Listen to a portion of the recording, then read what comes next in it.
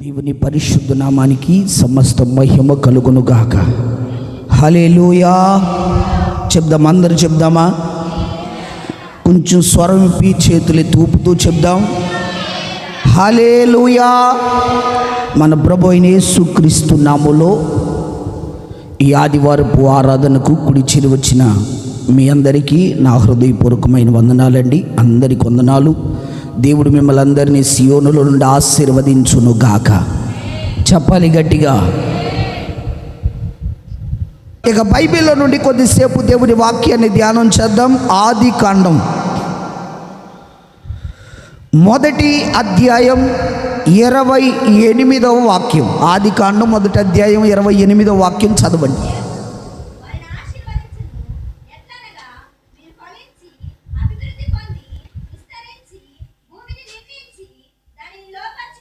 చాలు, గట్టిగా కళ్ళు చెప్దాం, హల్లెలూయా. నాతో కలిసి మీరు కూడా ఈ మాట చెప్పండి. దేవుడు వారిని ఆశీర్వదించి భూమిని నిండించి దానిని లోపరుచుకొనుడని చెప్పాను. దేవునికే స్తోత్రం కలుగును గాక. వాస్తవంగా మరి దేవుడు చెప్పిన మాట ప్రకారంగా భూమి మీద ఉన్న వాళ్ళందరూ ఆశీర్వదించబడాలిగా. ఆయన మాట్లాడింది ఎవరిని గురించి అంటే ఒక కుటుంబ వ్యవస్థను గురించి మాట్లాడుతున్నాడు.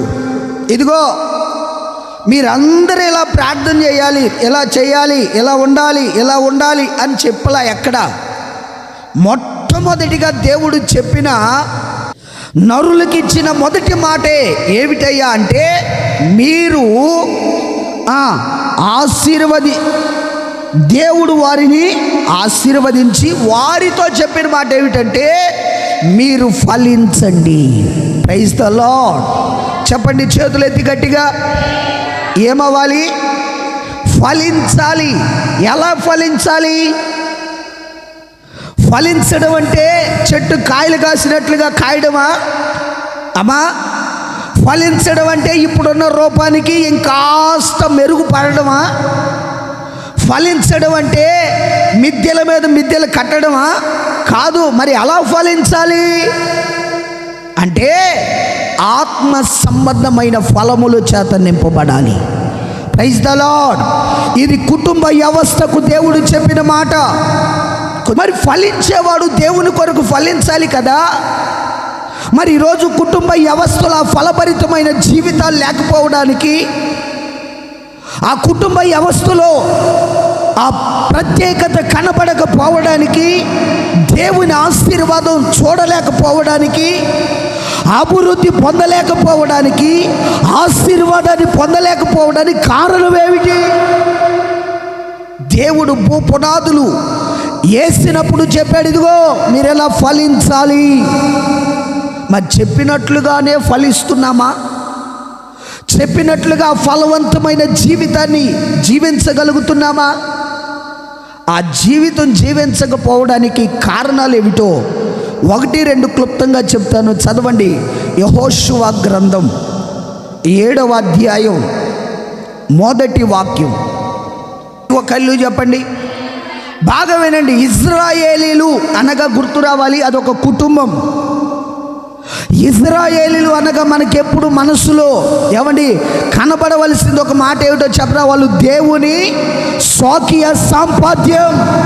అటువంటి వారిలో ఏమండి దేవుని కోపం లోపించడానికి కారణం ఏంటి?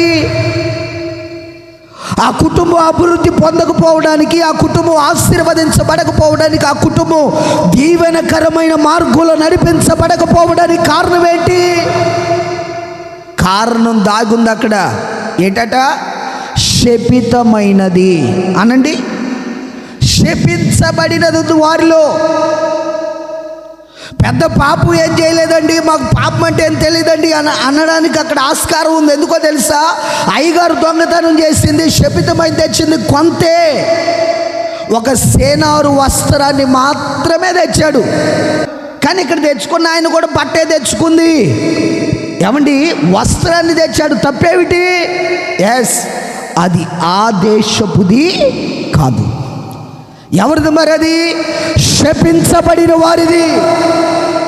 ఆ శపించబడిన వారిని తెచ్చుకున్నాడు కనుక దేవుని ఆశీర్వాదం వారి కుటుంబంలో కనబడడంలా. నిజమే, కొన్నిసార్లు మనం కూడా ఆలోచించదగిన విషయం ఇది.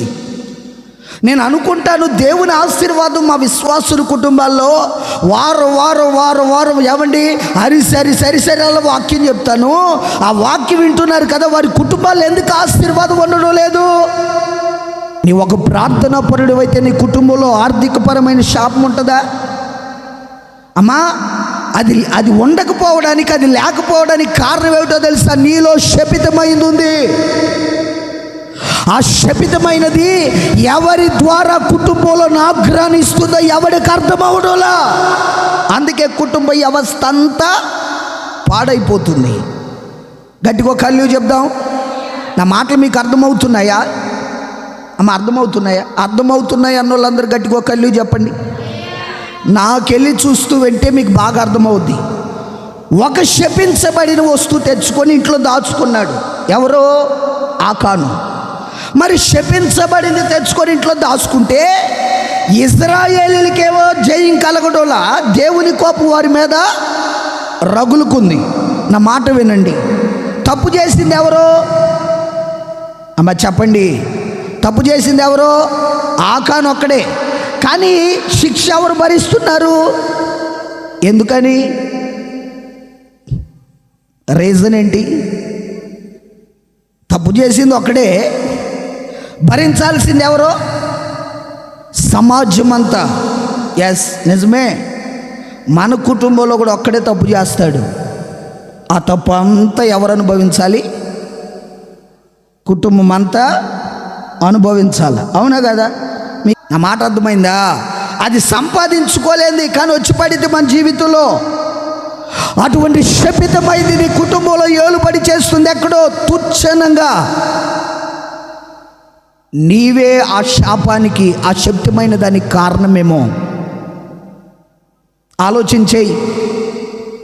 ఒక పక్క భక్తిగా ఉంటూ మరొక పక్క నాటకాలు వేస్తూ ఆ కుటుంబం అంతటికి శాపంగా కనబడుతున్నావేమో.